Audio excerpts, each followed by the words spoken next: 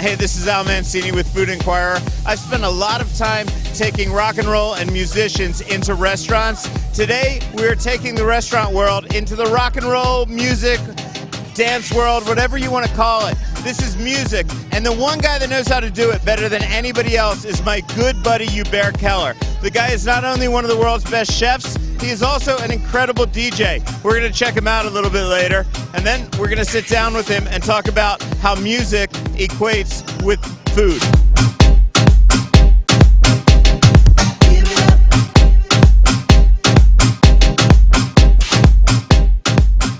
Okay, we are back today. It's a very different setting, as you can tell. A few weeks ago, Hubert Keller, my buddy, was in town. We took him out of the kitchen, showed you what he does when he gets into a DJ booth down at Caesar's Palace, and it was a pretty cool show. Today, I'm going to show you other ways that the worlds of chefs and restaurants and DJs interact. I'm going to take another one of my favorite DJs who works at a restaurant here in Mandalay Bay. I'm going to take her over to Hubert's place and turn the tables on him. Come on upstairs. I'll introduce you to her.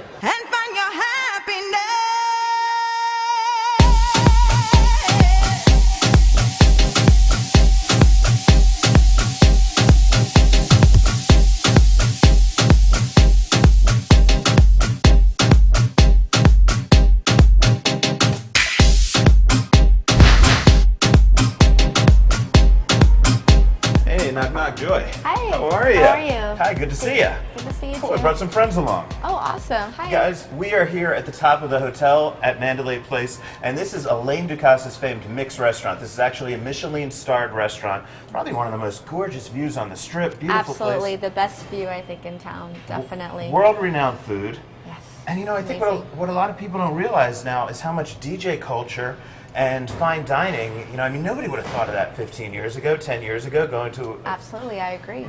What's it like to be working, you know, with all these high-end people and high-end food? I mean, it's not exactly the nightclub scene, you know? Right. Well, I think that you get a different type of crowd that comes in that can enjoy world music. So, you know, you don't just cater to a style of music that is geared only for people that are in their mid-20s or 30s. You geared music for everyone who enjoys good fine dining, good food. When you're spinning these great tunes, are people hearing them in the main restaurant, just out here in the lounge? No, actually, it's just in the lounge.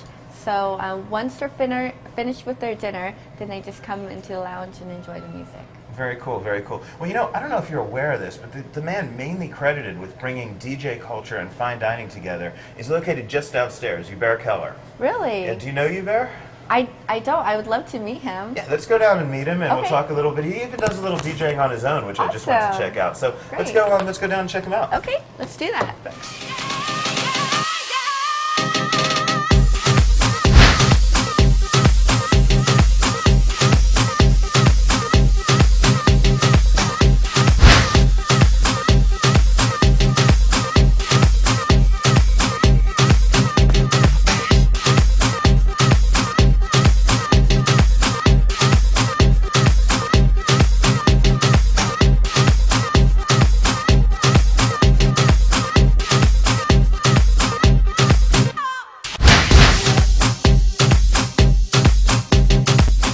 Okay guys, here we are, one of my favorite restaurants, Fleur by Hubert Keller. Joy, Miss Joy, DJ, I want to introduce you to Hubert Keller. Good. Good Hi. friend. My pleasure, Very absolutely. Nice to meet you. So good to see you again, brother. So you happy to been? be here. Absolutely.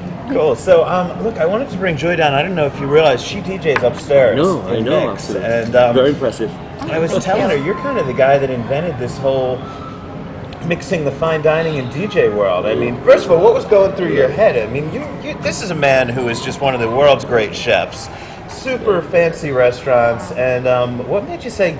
I think the way the whole thing came together was really, I think when the concept Fleur de Lis, that's about 8 years ago almost, when we started the concept here, I felt like that was the time where really, we're talking about the latest ingredients, everything is organic, the pantry has everything set up to the latest, the freshest, and then of course then the mixologists come in and they have the freshest ingredients at the bar and the drinks.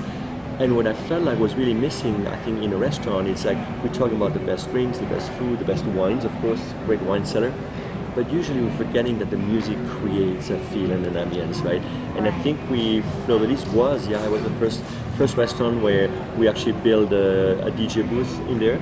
And then so I felt like at least we have someone who creates the moment and the feel. Wow. If it was busy, the music goes up. At the end of the evening, we get a little bit more beat in it, and that's how it really started. So as an upscale fine dining restaurant that time, down in the country, I must say, that was the first restaurant with the DJ booth and the DJ, of course.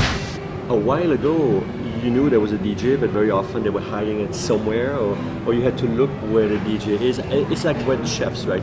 There was a time when you come to a restaurant, nobody knew exactly who was the chef, right? Yeah. And suddenly the chef becomes the personality and becomes visible in the restaurant and puts his mark and his signature. And I think with DJs more and more too, I think you're walking into a place, at least to me when I walk in, I hear the music, the first thing you want to see who is doing the music, right? And I think you're connecting with that person because that person really is going to make it happen. I agree. Creates the feel, creates the mood. I think it creates the mood of what type of drinks you want, whether if you want to start with wine or a shot or, different types of cocktails will determine what type of music the artist is playing. Now, do you react, either one of you, would you react to look out and if you see everyone sitting there maybe with a couple bottles of champagne, or if you see people throwing back Jägermeister shots, I mean, is that going to change what you play while you're in the booth? I agree, definitely. The people, your audience is very, very important how you program the music. I agree in a sense also, and then a very dear friend of mine from San Francisco, also DJ Frenchy Le Freak, and he's the one who showed me quite a few tricks and a lot of things, and we had a discussion actually last week. We spent a weekend together and we talked, and what he mentioned, he said, and of course I don't do that really for a living, so technically I'm not the greatest either, right? But and he commented, but I do communicate, right, with the audience, right? Yes. And I think even I'm not probably the wildest and just concentrate, I think I'm there and I can feel it, what's happening, and I think I play off the crowd, and usually we're all together in the same room, and I think that's what's very important, I think. Yes. Were you a gourmet foodie before you started working at Mix or other great restaurants? No, you know what? I didn't realize how amazing Mix's food, or even like Las Vegas fine dining, was until I tasted, real French cuisine. I've never had it, and I had a chance to, and I absolutely love it. Yeah. And how, I need to ask, did you start DJing?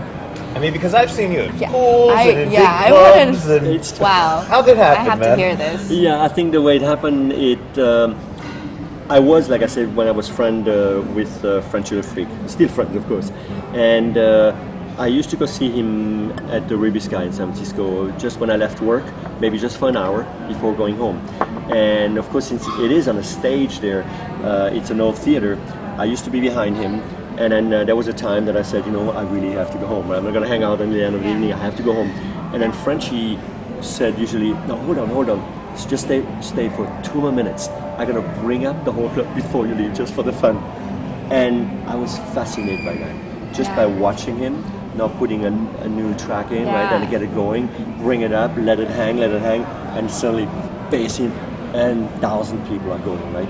And I felt like that was fascinating, just by having that mix in front of you and get the whole, what you can transmit, right? I thought it was fascinating. So that's how I was getting into it. And I think my wife, Chantal, she probably realized that I was going in a direction, and I came home one day and she surprised me with the entire setup, like in a club. Wow. So everybody loved it except my neighbors, right? So I really have the whole setup at home, and that's how then I really went into it. Part of what I've always tried to do with my writing and with these shows is show everybody out there that fine dining and great restaurants aren't just for stuffy people. And I think you guys are really, you do that in your own ways through your music. I mean, you've got to have a fan base that may never have been to Mix, that come to Mix. And you've got to get people that see you in a club one night and go, wow, this guy's a fine French chef, and comes in and tries your food. I mean, do you feel like you're using music to bring a new audience into fine dining? I don't know if we do music to bring, I mean, it could be a good concept, and I agree it does bring people in, right? Because I think for a while, in particular as a chef, they know me as a chef, and the one who are discovering that I'm doing, and that's with social media, I think people more and more have access to that. Yes. And I think they get really amused by it. I'm not picturing right away the chef and doing that on the side, because it is kind of different, but it really, what it is, we still entertain, and it's still part of the same idea. We're touching people. but I think they're amused by it. And I must say, yeah, it brings a younger crowd into the restaurant where they will kind of want to meet me, but at the same time, they want to know a little bit more intriguing. Yeah. Chef who does the music, but I think together it's a lot of fun. Yeah? It is. Do you bring your crowd that say may have known you from other clubs? Do they come Yeah, up to mix and then definitely. They definitely notice that I play differently because there's like the younger crowd where I don't play like dubstep or like anything like really hard. Like it's a different type of ambiance that they can appreciate and enjoy, it's different music with fine dining.